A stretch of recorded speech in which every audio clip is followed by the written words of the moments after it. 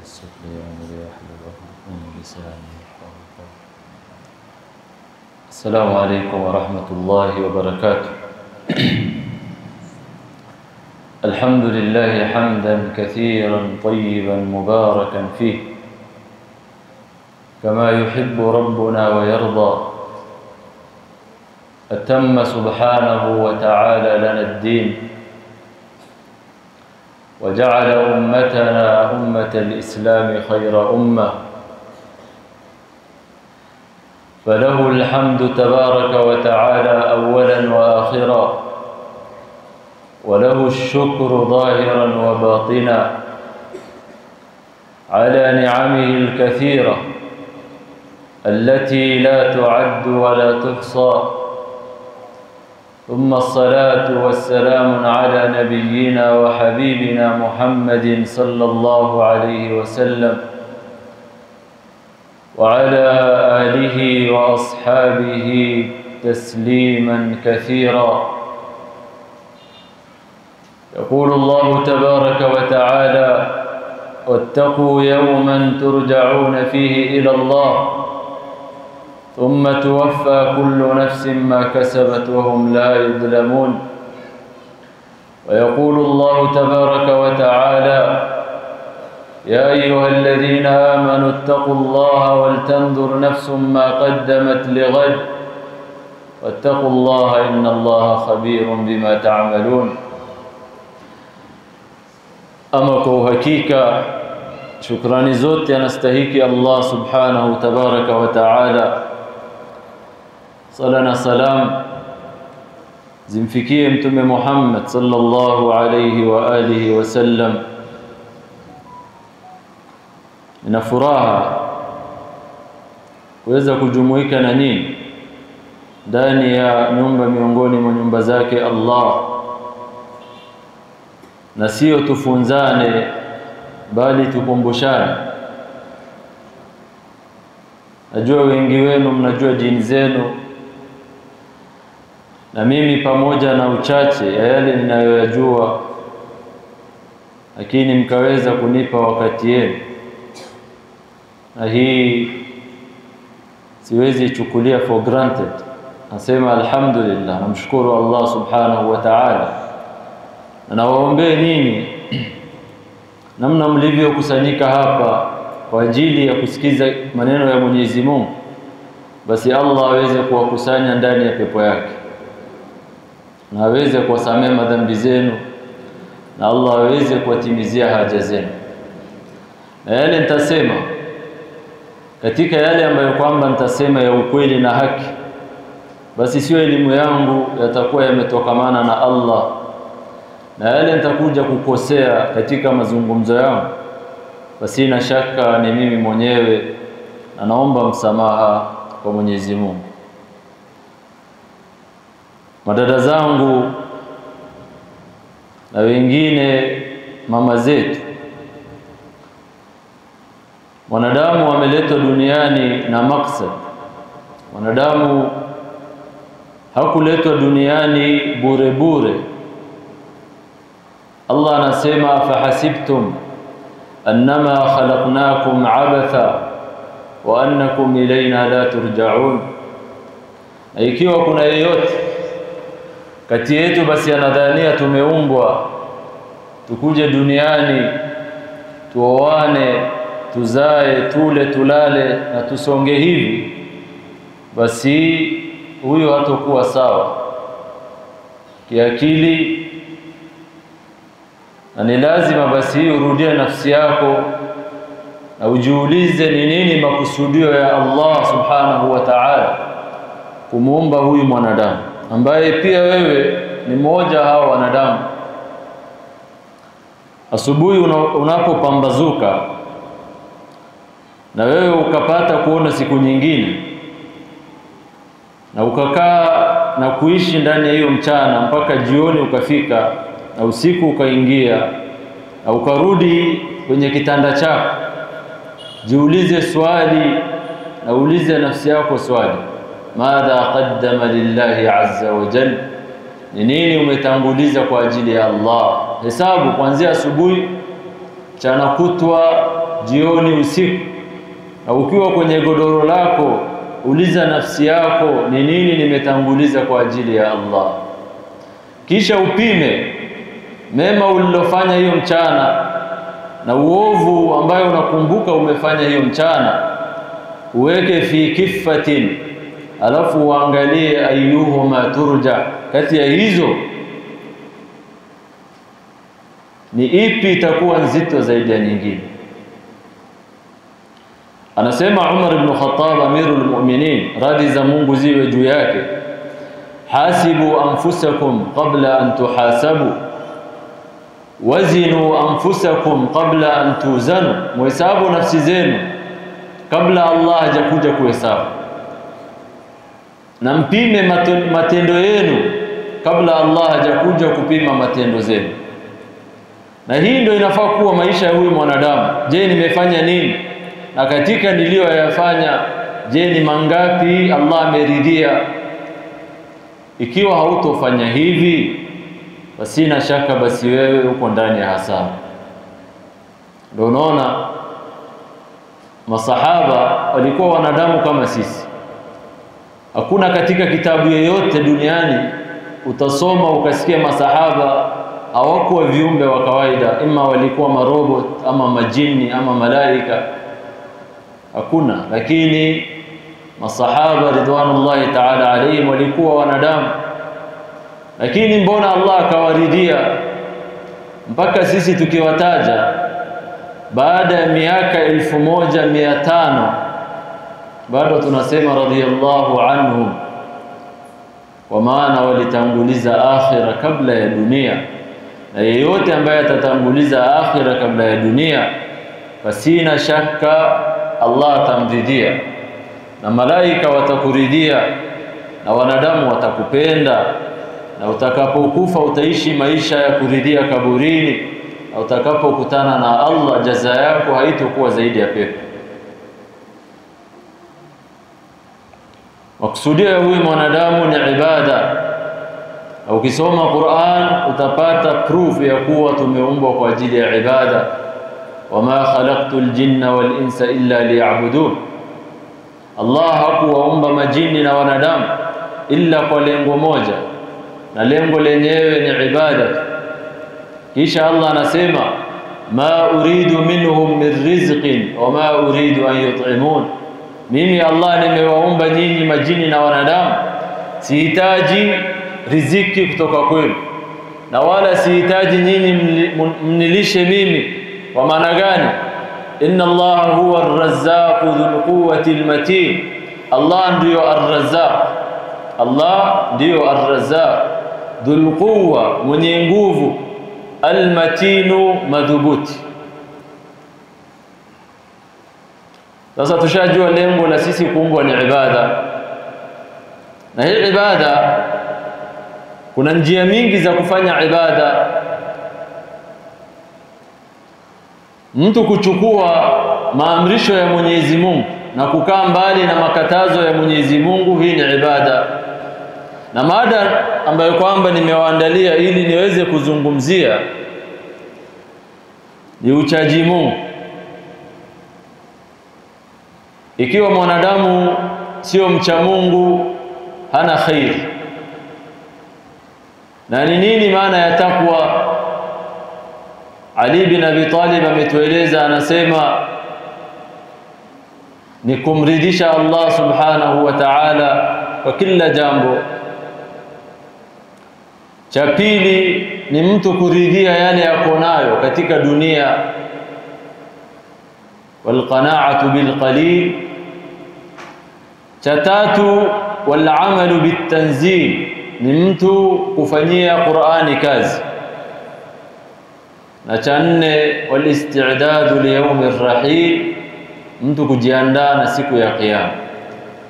Lakini tukisema maana ya taqwa bi ikhtisar, kwa ufupi, ni vitu viwili peke yake.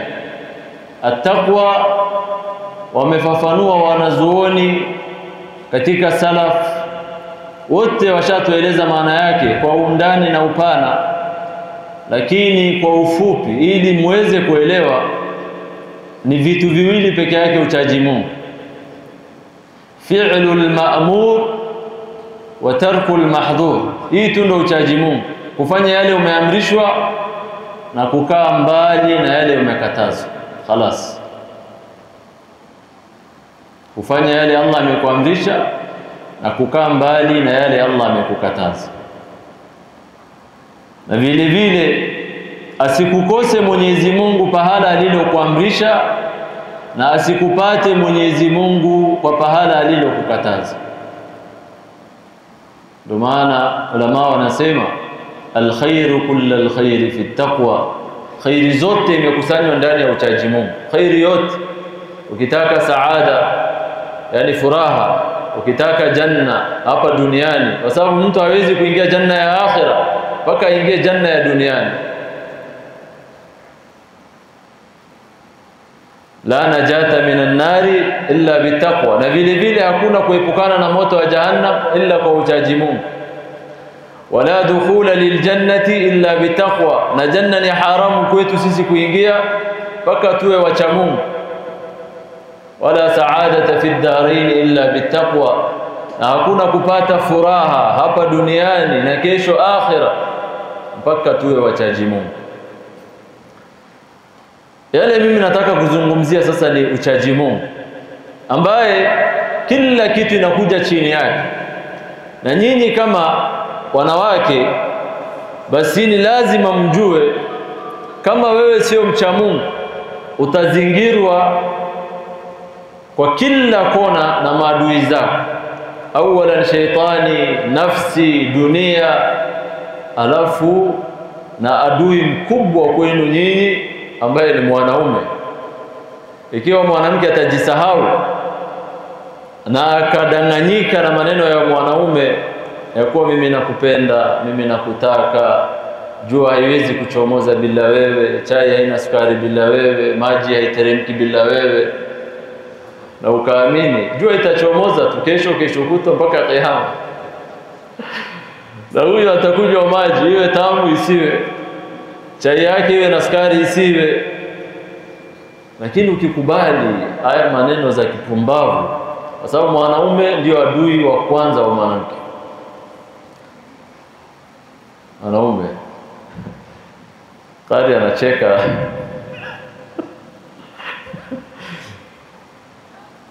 wanaume kuna wazuri, lakini wengi wao ni wenye kuchezea wanawake na kuharibu maisha ya wanawake, na siku atapata yale anahitaji ndio siku ya mwisho yeye kukesha usiku mzima akikwambia ati apati usingizi, ati chakula ya leo mchana haina ladha. Acha tu siku ile atapata yale anahitaji, khalas. Lakini ukitaka kuheshimu unafaa kufanya vipi? Ni wewe ushikamane na dini yako.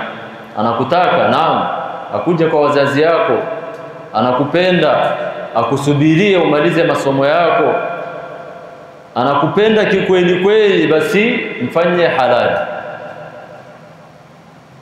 Leo ukienda sehemu mingi utapata wasichana wadogo wameharibiwa, ameshika mimba mapema, yule aliyomfanya ashike hiyo mimba ako kwingine anatafuta ni nani atapea tena mimba. Huyu kiumbe maskini anahangaika na wale watoto, yeye kila siku tu ni mechi baada ya mechi. Subhanallah. Allah tusamee na tuongoze. Kutongozana, Uislamu haijakataza watu watongozane. Uislamu ndio maana unaona Sheikh akona mke, ingekuwa tu tunatafutana bububu, hakuna mtu angepata mwenzake. Lakini kutongozana Uislamu haijakataza, lakini ya uongo ndio Uislamu umekataza.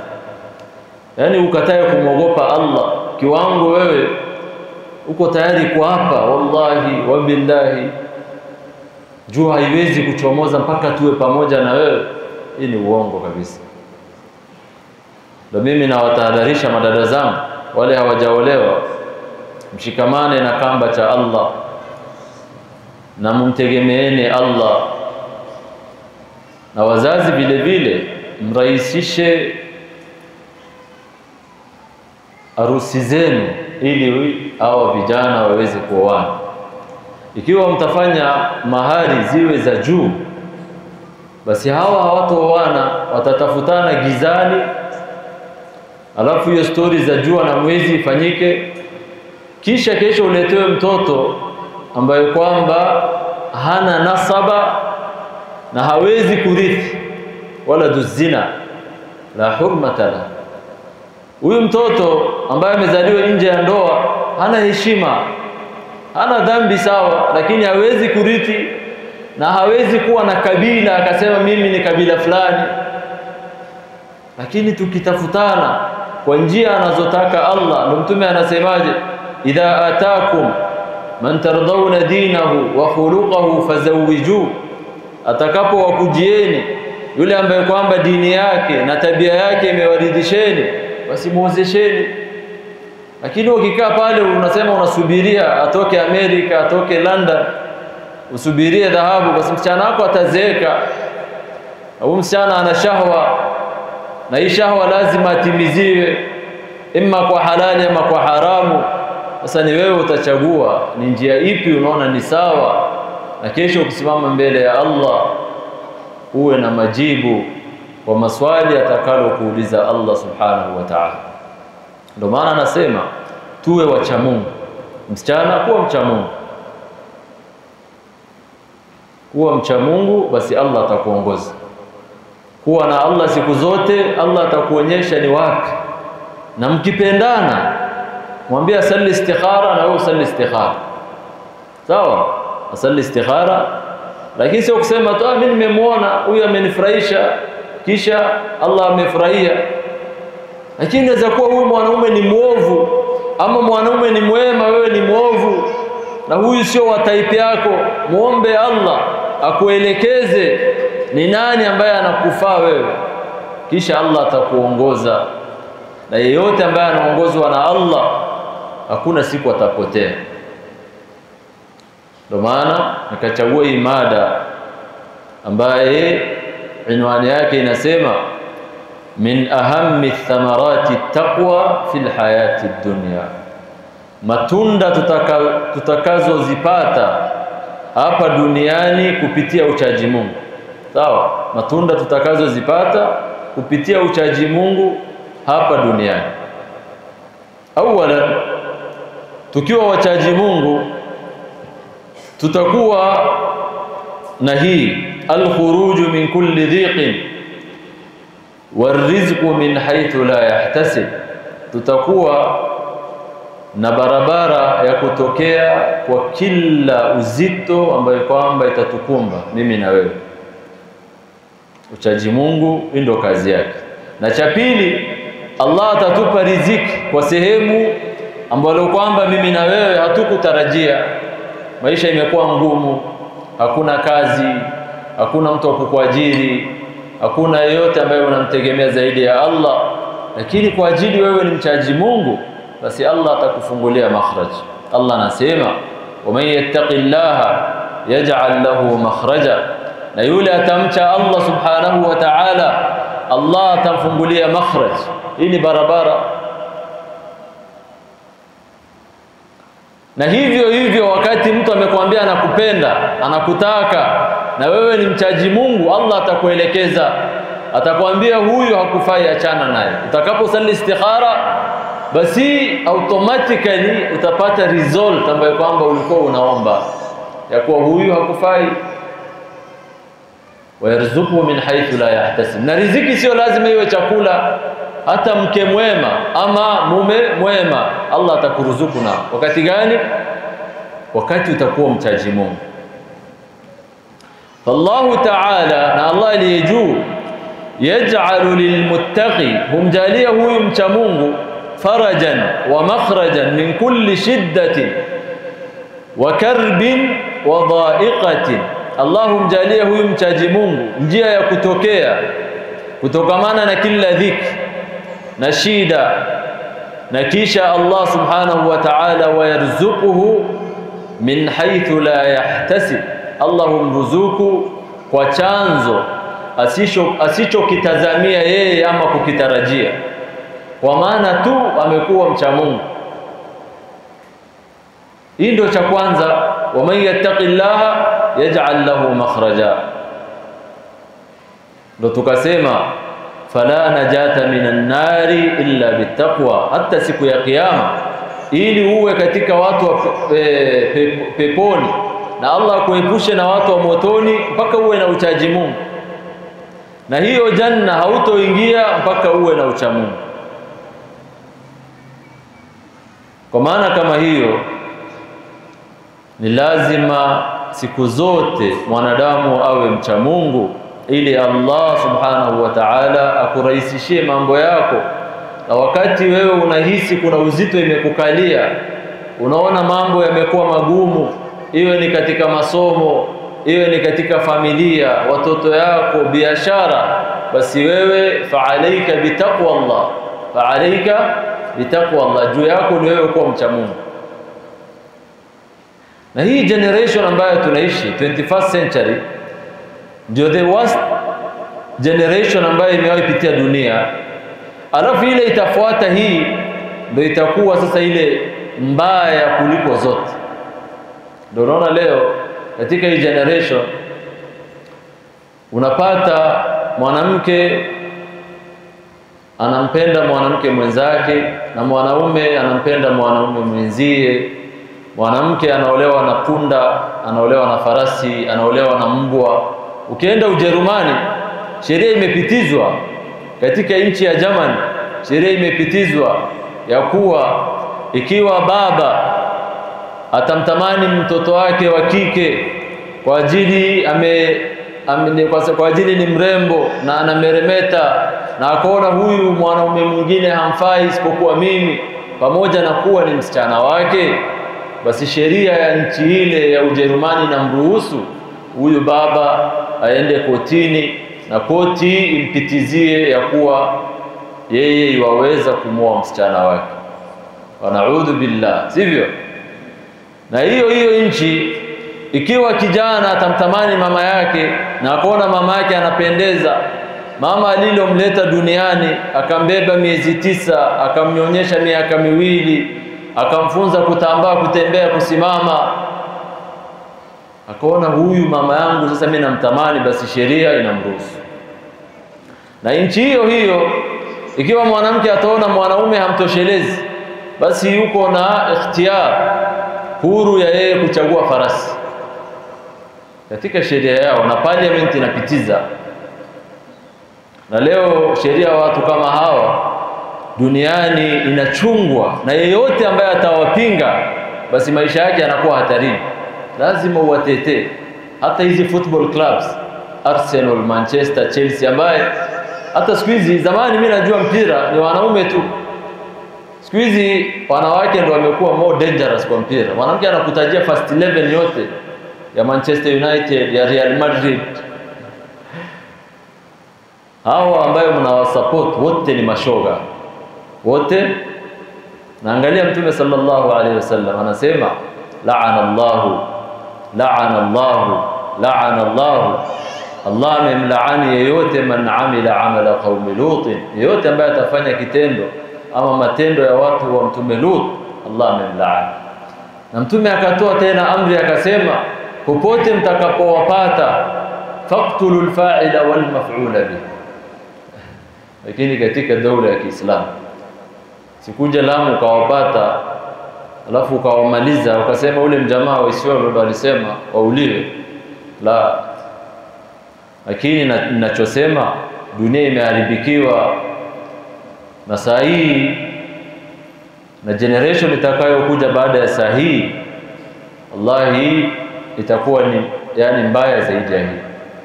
Sasa njia ni moja tu, ni sisi kumcha Allah subhanahu wa ta'ala na kumwogopa na kumuomba Allah atuonyeshe njia za haki. Sababu ya pili, taysirul umur. Mtu akikuwa mcha Mungu, Allah subhanahu wa ta'ala anamrahisishia ama anamfanyia mambo yake yote yawe ni mepesi. Allah anakurahisishia na kukusahilishia kila jambo ambalo kwamba imekutia wewe dhiki. Allah anasemaje?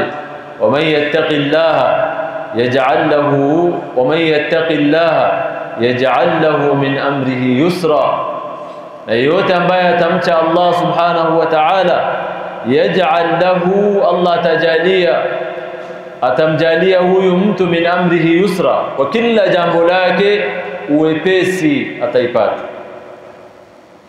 Allah ta'ala yassara lahu al-umura wa sahhala alayhi kull asir. Allah atamrahisishia mja kama huyu ambaye amekubali kuwa mchaji Mungu, Allah atamrahisishia mambo yake yote, na kwa kila uzito ambaye kwamba utamkumba, Allah subhanahu wa ta'ala atamletea faraj, atamfanyia sahali. Na ahadi ya Mwenyezi Mungu, inna Allah la yukhlifu al-mi'ad, Allah havunji ahadi yake. Wewe kuwa mcha Mungu na mimi nitakurahisishia mambo yako, wewe kuwa muovu na mimi nitahakikisha mambo yako ni nzito kila siku.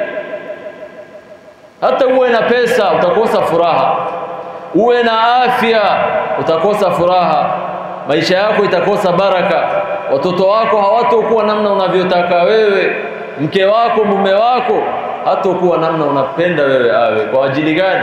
Kwa maana tu umekataa kuwa mcha Mungu. wa man yattaqillaha yaj'al lahu min amrihi yusra. Na mimi nataka kuwapatia hint. Hizi vitu nauliza, nitakuja kuuliza maswali yangu hapa ndani. So mchukue note, muandike, kwa sababu pesa hata kama ni kidogo 500 hamwezi kula bure. So lazima mwe mnachukua note, andika note. Nakuja kuuliza number 1 imesema nini na ifuatane. Ukikosea moja basi. Lakini naomba msamaha, hiyo ni jokes. Lakini swali nitauliza, lakini yale nimesema ni mzaha. Ya tatu ambaye tukikuwa wacha Mungu tutapata kwa ajili yake, alhidayatu lililmi nafi'. Tutapata, yani tukikuwa wacha Mungu basi tutapata elimu ambayo kwamba itatunufaisha sisi hapa duniani. Jiulize swali, leo ni wangapi katika watu, jana nimesikia kuna mwingine amesomea Madina University, amesomea Madina University, Madinatul Munawwara, alafu anasuka nywele, anavuta bangi, siwezi taja kwa wapi, lakini yuko tuna sisi. Huyu amesoma elimu katika mji wa Mtume Muhammad, mji yenye baraka, the best university duniani amesomea, lakini pamoja na hayo hana elimu ambayo inamsaidia. Ameingia katika mambo ya kipuuzi, na elimu yake siku ya kiyama ikiwa atakufa katika hali kama hiyo, basi haitomnufaisha. So sababu ya tatu ambayo itatufanya sisi tupate elimu ya kutunufaisha ikiwa tutakuwa wacha Mungu, ni sisi kupata elimu, ni sisi kujifunza, imma usome dini ama dunia, yote mbili, lakini muhimu mtu aanze na dini yake na vile vile usome dunia yake. Tupate wasichana ambaye wamehifadhi kitabu cha Allah alafu ni madaktari, wasichana ambaye wamesoma Qur'an ambaye ni manasis, wasichana ambaye wamesoma dini ya Mwenyezi Mungu na vile vile duniani wanasaidiana. Hakuna mahali Uislamu imesema watoto wasipelekwe mashule wakasome, la. Uislamu inataka mtu ambaye kwamba anajua elimu pande mbili zote, anajua ya dunia na ya akhira, na wala tusiwe kama wale ambaye Allah anasema ya'lamuna dhahiran min alhayati ad-dunya wa hum 'anil akhirati hum ghafilun.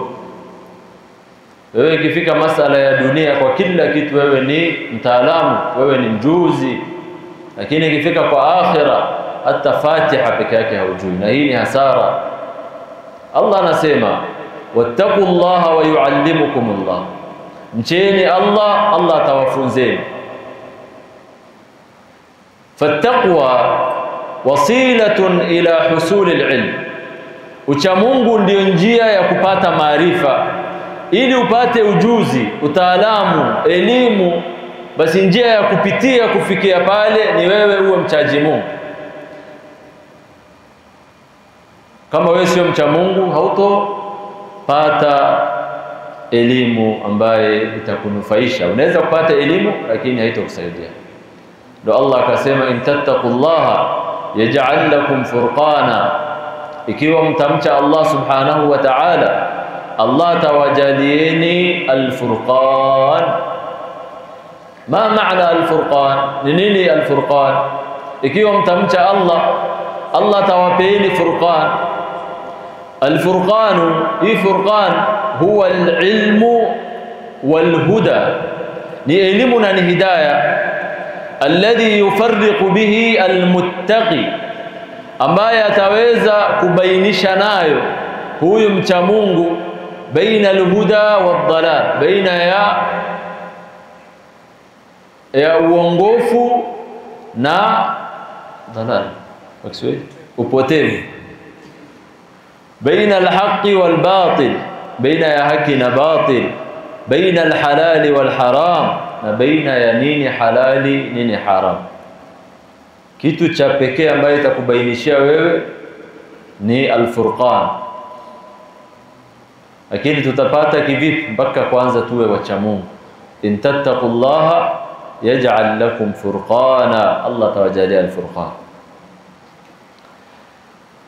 Na sababu ya mtu kutopata elimu ambaye ni nafi ni madhambi, maasiya, mtu kuzini, mtu kunywa pombe, mtu kula riba, mtu kukana wanawake ambaye hawajajisitiri uchi, mtu kula miraa na hizi uchafu yote, mtu kusema uongo, mtu kutoheshimu wazazi wake.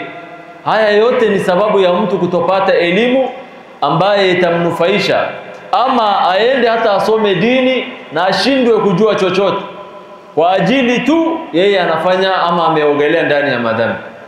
Angalia Imam Shafi'i alayhi rahmatullah, akiwa na umri wa miaka 13 alikuwa ni msomi, alikuwa ni mwanachuoni mkubwa, alikuwa ni faqih.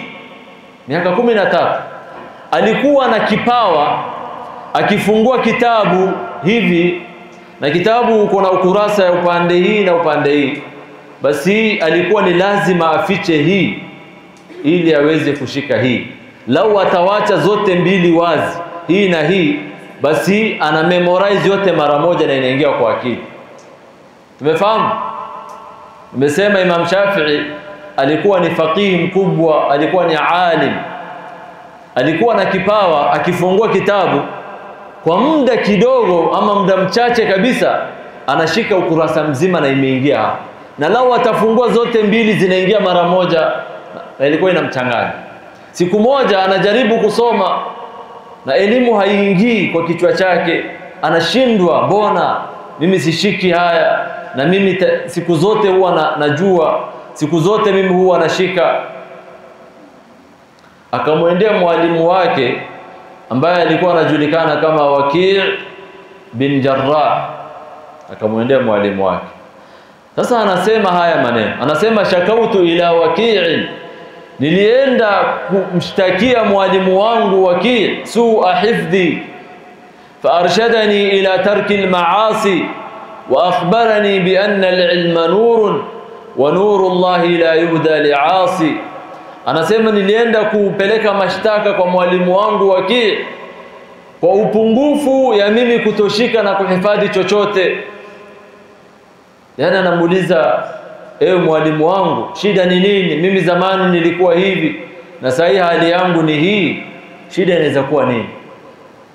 Mwalimu Waki' hakumwambia ni husda imeingia, watu wameanza kukuangalia vibaya, sasa wewe unahitaji Fatiha 100, unahitaji kusomewa Qur'an, lazima uone imamu wa msikiti. Hakumwambia hayo, kwa sababu leo sisi tuko na tabia, hata ukiona paka mnyeusi unasema unaona adui yangu ameanza kuniandama. Hata paka ya Mwenyezi Mungu ukipita mbele mlango wako unaona ni nuksi.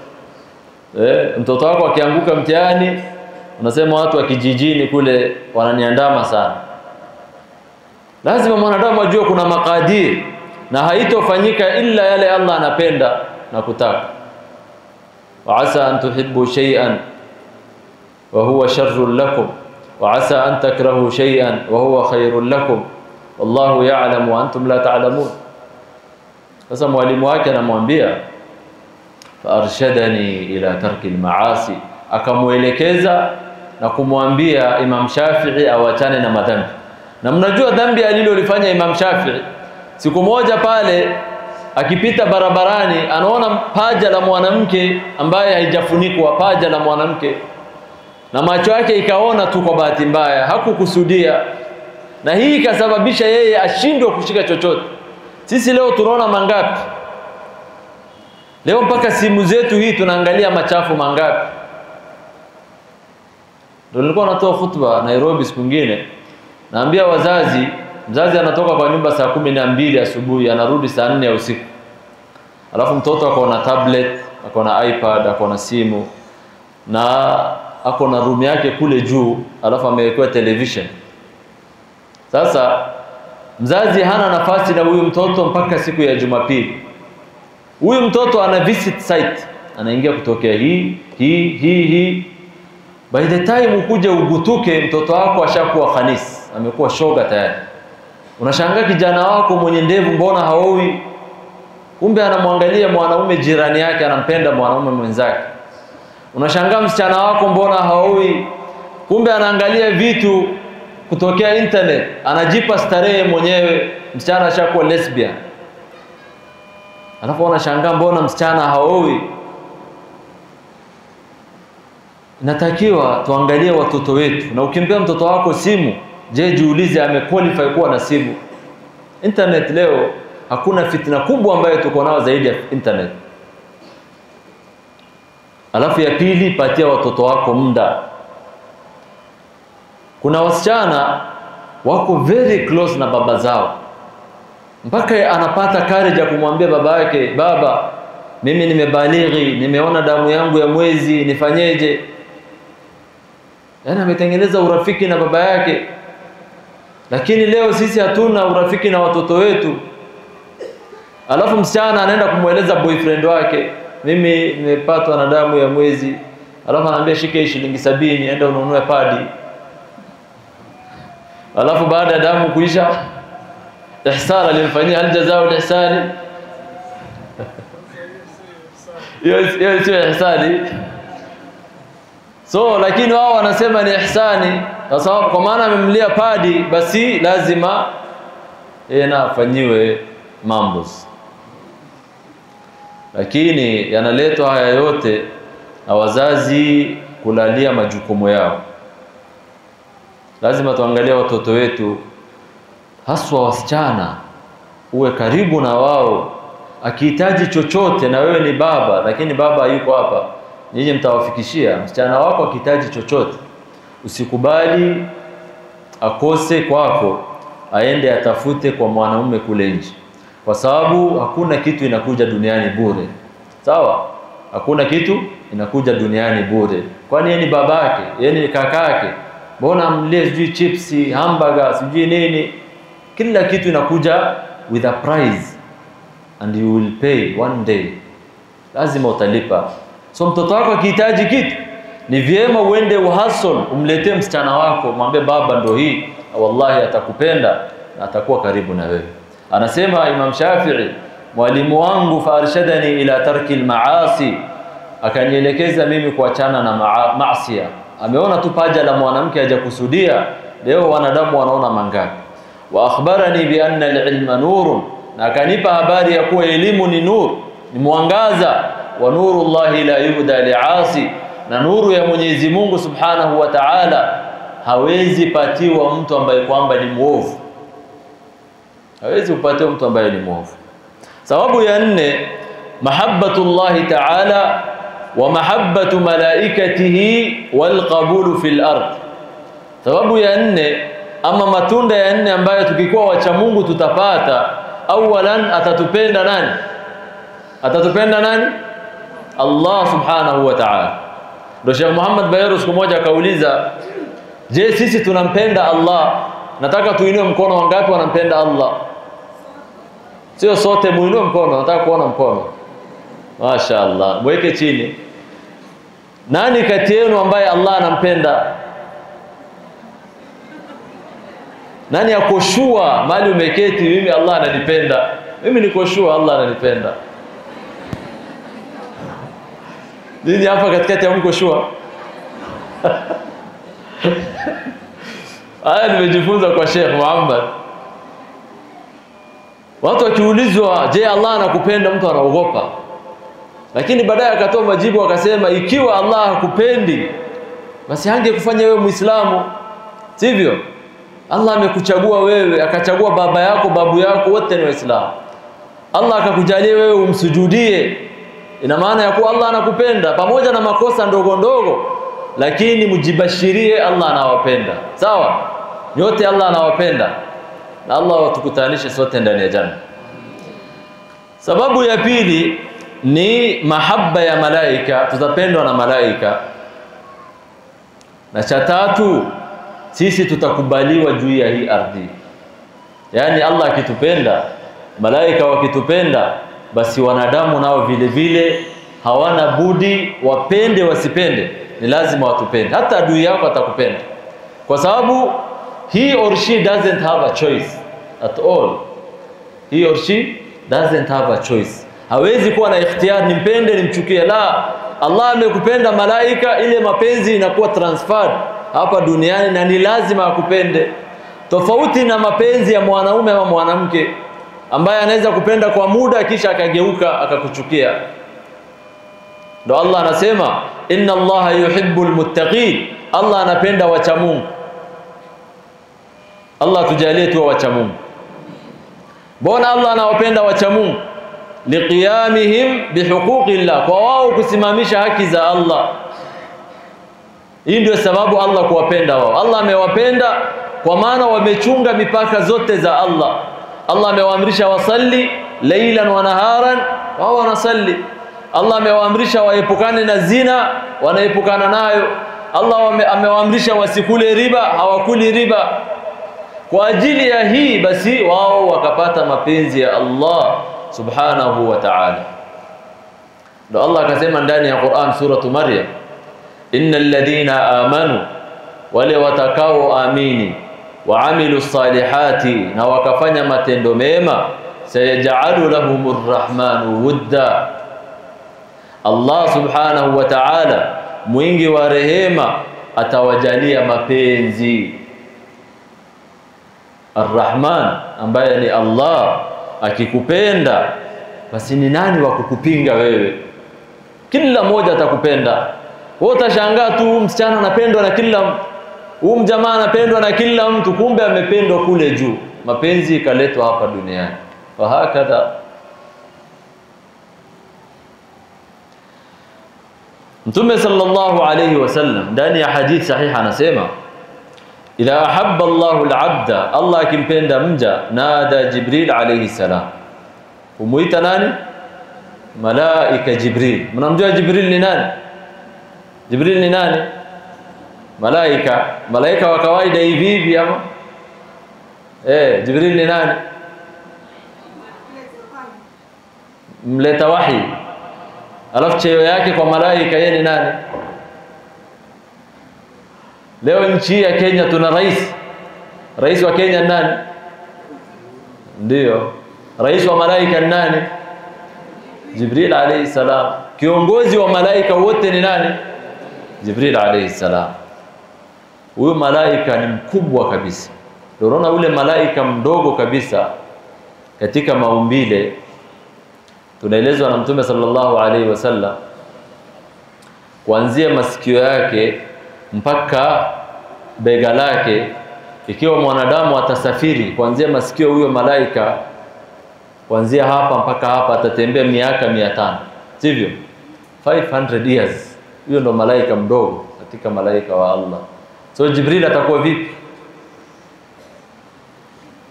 Idha ahabba Allahu al-'abda nada Jibril. Allah akimpenda mja anaita nani? Jibril alayhi salam. Inna Allaha yuhibbu fulanan fa ahbibhu. Allah anampea amri Jibril, kwa sababu Mwenyezi Mungu ndio wafalme zote, na Allah hutoa amri wala haamrishi. Husema kun fayakuna, inakuwa. Anamwambia Jibril, hakika ya mimi nimempenda msichana fulani, mama fulani, mwanamke fulani, basi ni juu yako wajibu wewe Jibril umpende. Allah ametoa amri, lazima ifanyike ama lazima ifanyike. Fayuhibbuhu Jibril, Jibril lazima ampende, ni must. Fayunadi Jibrilu fi ahli samaa, kisha Jibril anaita ahli samaa ambaye ni malaika, anawaambia inna Allah tabaraka wa taala yuhibbu fulanan faahibbuhu, Allah aliyejua amempenda fulani, tena anamtaja kwa majina zake, basi ni juu yenu nyinyi malaika kumpenda. Jibril anampenda, malaika wanampenda.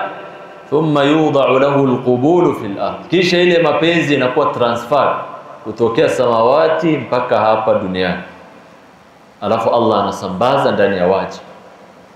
Dorona mtu anakufa, watu wanahuzunika, watu wanamlilia, wanajua pengo lake hakuna wa kujaza. Ama akihama katika mtaa kama huu mnahuzunika, kwa maana alikuwa amependwa na Allah, na Allah akalazimisha nyinyi mumpende. Allah tujalie mapenzi yake. Sababu ya tano, kwa ajili ya muda nitaenda haraka haraka ndio Sheikh aweze kuzungumza, ni nusratullahi ta'ala wa ta'yiduhu wa tasdiduhu, ni usaidizi, msaada na muongozo wa Mwenyezi Mungu Subhanahu tabaraka wa ta'ala. Sababu ya tano ni nusratullahi ta'ala, ni Allah kukunusuru, kisha ni Allah kukusaidia, kisha Allah kukupa msaada wake, kisha Allah kukuongoza wewe, kukupatia muongozo. Wa hiya ma'iyatullahi al-khassa, na hii ni uwepo wa Allah ile special kabisa. Ma'iyatullahi al-khassa, sio kwa kila mtu, ni kwa ajili tu ya wacha Mungu. Allah anakuwa na wewe kwa kila hali, kwa giza, kwa mwangaza, inyeshe mvua ama jua itokee, ukame ukuje usikuje, kila hatua ambayo utachukua katika maisha yako, Allah subhanahu wa ta'ala yuko pamoja na wewe kwa ajili tu wewe umekuwa mcha Mungu.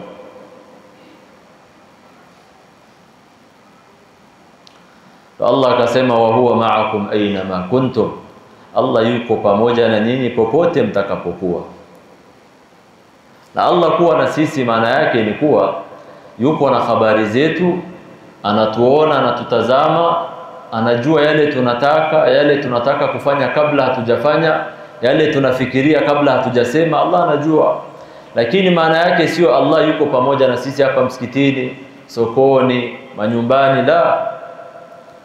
Ar-Rahmanu 'ala al-'arshi istawa. Allah akasema alam tara anna Allah ya'lamu ma fi as-samawati wa ma fi al-ardi ma yakunu min najwa thalathatin illa huwa rabi'uhum wala khamsatin illa huwa sadisuhum wala adna min dhalika wala akthara illa huwa ma'ahum aynama kanu thumma yunabbi'uhum bima 'amilu yawm al-qiyamah. Hakuna mnongonezano ya watu watatu illa wanne wao ni nani? Allah. Na wakiwa wanne watano wao ni nani? Wakiwa wachache ya hiyo ama wawe wengi kuliko hiyo, Allah subhanahu wa ta'ala anajua kila kitu. Aya imeanza na alam tara anna Allah ya'lam, so Allah yuko pamoja na sisi kwa elimu yake, sawa? Lakini hatusemi Allah yuko pamoja na sisi amekaa hapa, la, wa huwa ma'akum aina ma kuntum. So ukiwa mcha Mungu, Allah atakunusuru, Allah atakuongoza, kwa maadui zako hawatoweza kukudhuru, kwa maana wewe ni mcha Mungu. Na hii imefanyikia Mtume Musa alayhi salam na kakake, alikuwa anaitwa aje? Harun alayhi salam. Hao walitumwa wakati moja ili Harun amsaidie nani?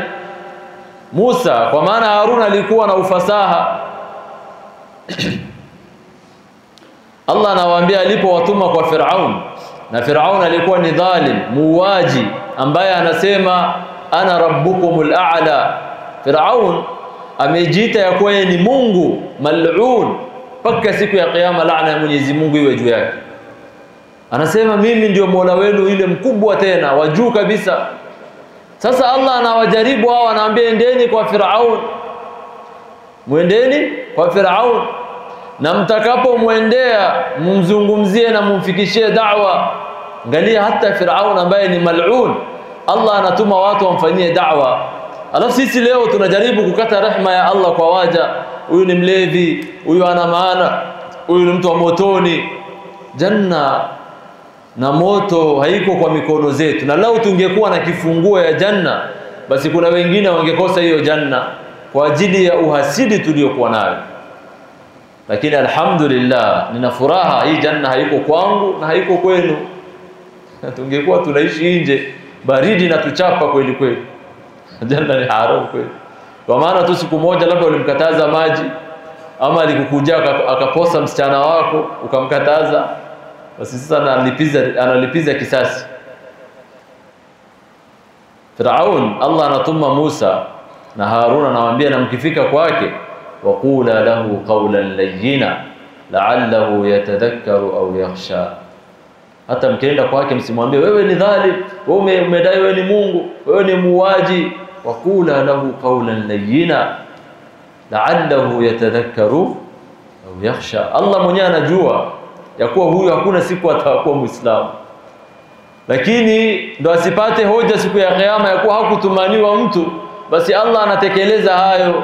Wanaambiwa endeni kwa Firaun, la takhafa, na wala msiogope, innani ma'akuma asma'u wa ara. Msiogope, muendeni, mimi niko pamoja na nyinyi, nasikia na vile vile naona. So hatoweza kuwadhuru huyu Firaun, kwa maana Allah Rabbul Alamin yuko pamoja na nyinyi. Unaogopa vipi?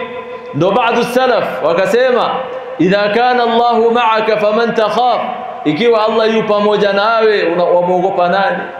Hata watu wa Lamu wote wakikusanyika wakasema ni lazima tumwangamize huyu, ni lazima huyu tumfungie kila kitu, iwe ni biashara iwe nini, hawatoweza, kwa maana Allah yuko pamoja na wewe. Idha kana Allahu ma'aka faman takhaf. Unafaa kupiga kifua ya kuwa nyuma yangu, mbele yangu nipo na Allah subhanahu wa ta'ala, mimi nafaa kumwogopa na hakuna.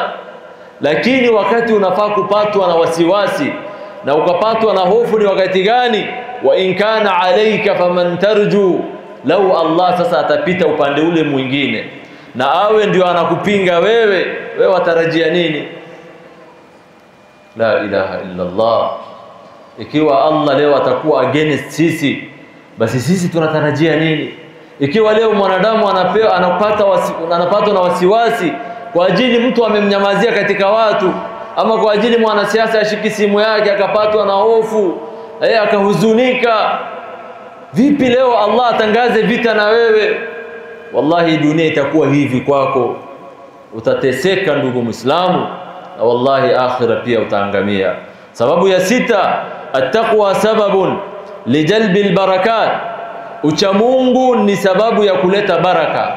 Ukitaka baraka kwa watoto, ukitaka baraka kwa riziki, ukitaka baraka kwa umri, fa'alayka bitaqwa Allah. Wewe kuwa mcha Mungu tu, alafu yale mengine yote mwachie Allah subhanahu wa ta'ala. Lakini kama wewe sio mcha Mungu, basi utateseka sana, na wallahi hutopata baraka kwa watoto wako, wala kwa familia yako, wala kwa mume ama mke wako, wala kwa biashara yako. Hautopata baraka yoyote, na utaishi ile maisha ambayo Allah ametueleza ndani ya Qur'an. ومن أعرض عن ذكري فإن له معيشة ضنكا ونحشره يوم القيامة أعمى قال رب لما حشرتني أعمى وقد كنت بصيرا قال كذلك أتتك آياتنا فنسيتها وكذلك اليوم تنسى. hii maisha ndio utaishi, na siku ya kiyama utafufuliwa hadi ya kuwa ni kipofu, na baada ya kuwa kipofu unaingizwa ndani ya moto, iyadha billah.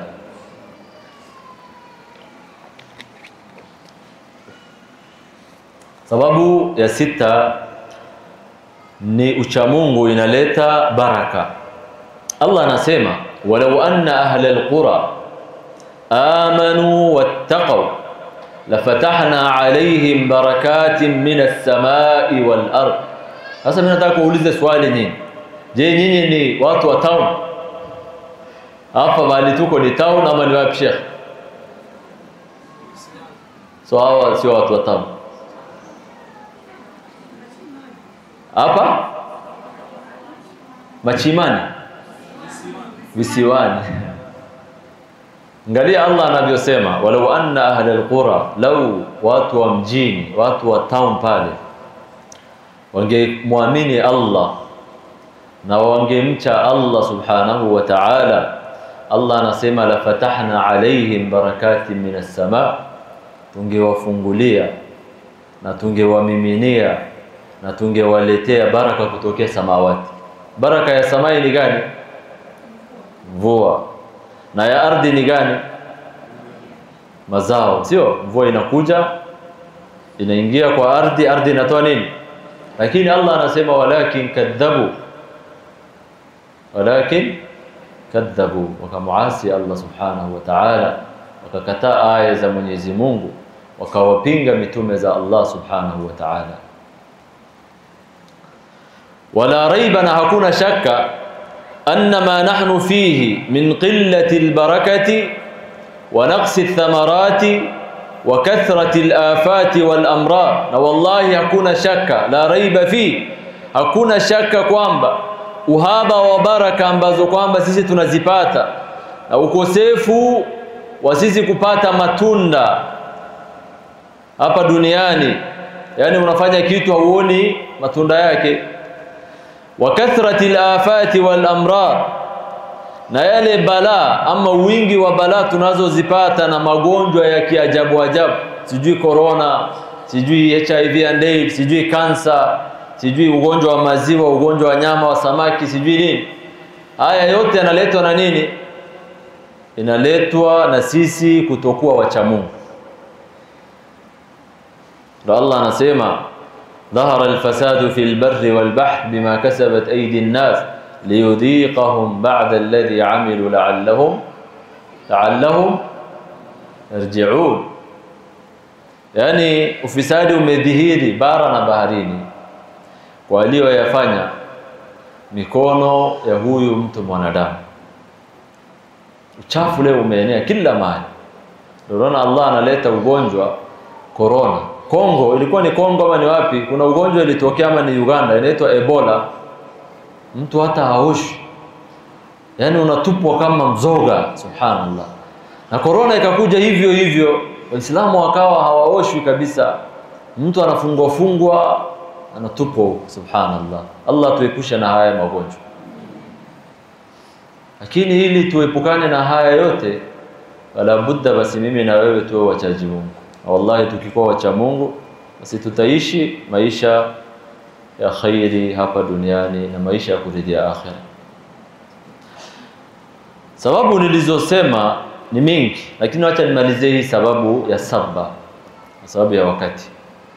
Lakini sababu inaenda mpaka 18, na mimi kwa kuzungumza, napenda kuzungumza, naweza zungumza mpaka saa 3 ya usiku. Sababu ya saba ni albushra fil hayati dunya wal akhirah. Leo mfano upatiwe bishara na gavana wenu huko aseme mwanamke fulani, atangaze wazi wazi msichana fulani ama mwanamke fulani, mimi nampa bishara na mwalika ofisini mwangu, nataka kumpatia zawadi. Unafurahi kiwango gani? Mtu anafurahi ama hafurahi? Na unavaa nguo yako ile mzuri, unajipodoa makeup zako, unapaka moisturizer ile mzuri, sunblock jua isikuchome. Ukifika huko sasa uko sawa, kwa sababu umepata bishara kutoka kwa nani? Kutoka kwa nani? Kiumbe kama wewe, dhaifu tena hata labda zaidi yako. Lakini vipi upate bishara kutoka kwa Rabbul Alamin, Malikul Muluk, mfalme wa wafalme wote, Rabbus Samawati wal Ard, Mwenyezi Mungu mfalme wa ardhi na samai, ambaye siku ya kiyama Allah anasemaje? Wama qadarullaha haqqa qadri wal ardu jami'an qabdatuhu, ndivyo aya qabdatuhu يوم القيامة والسماوات مطويات بيمينه سبحانه وتعالى عما يشركون. Angalia Allah siku ya kiyama, ukubwa na uwezo aliokuwa nayo, anashika samawati zote kwa hii mkono yake. Huyu ni Allah ama sio Allah? alafu upate bishara kutoka kwa Allah kama huyu subhanahu wa ta'ala.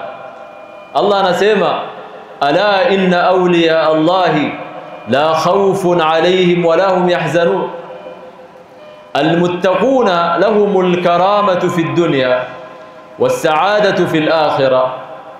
Wale wacha Mungu kwanza wanapata karama, wanapata heshima hapa duniani, alafu wanapata furaha kesho siku ya kiyama. Kwa maana faqad basharahumullahu ta'ala, kwa maana Allah shawabashiria bibisharatin kathira, bishara mingi mingi. Moja kati ya hizo Allah anawaelezaje? Ala inna awliya Allahi, yani marafiki, vipenzi wa Allah.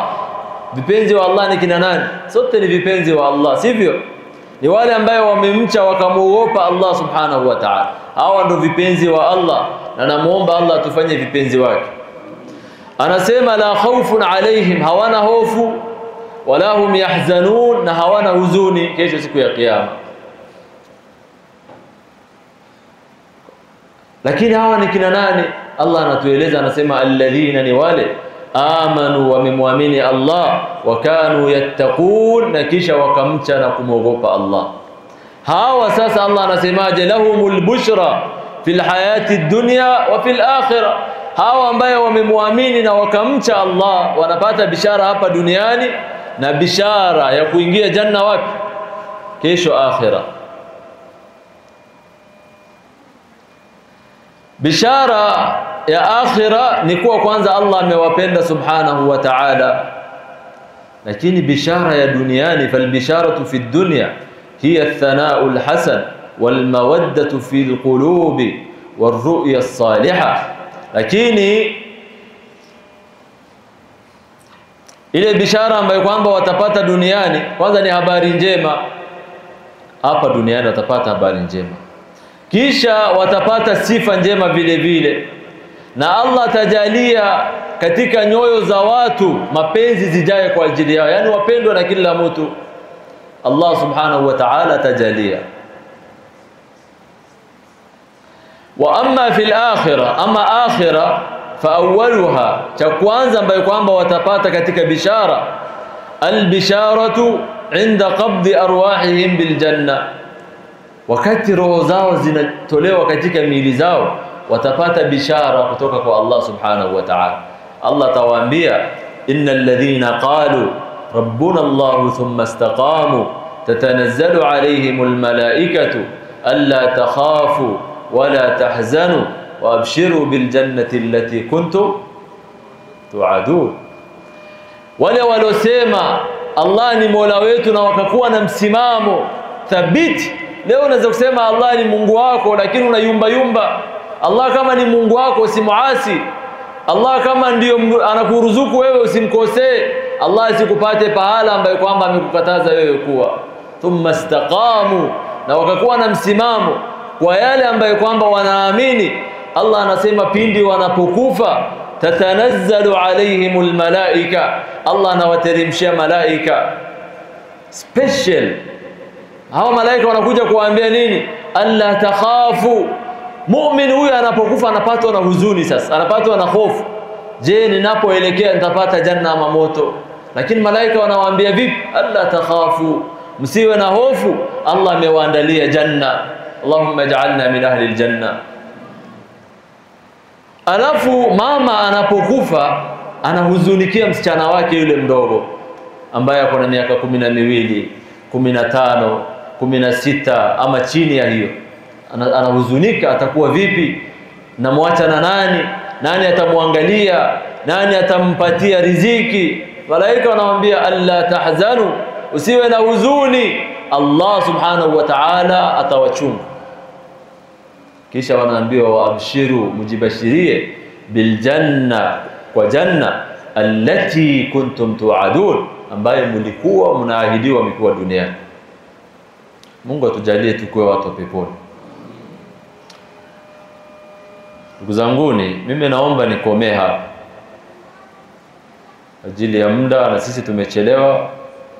Lakini mimi nataka kuwahusia na nihusie nafsi yangu, tuwe wachaji Mungu, tuwe wachaji Mungu.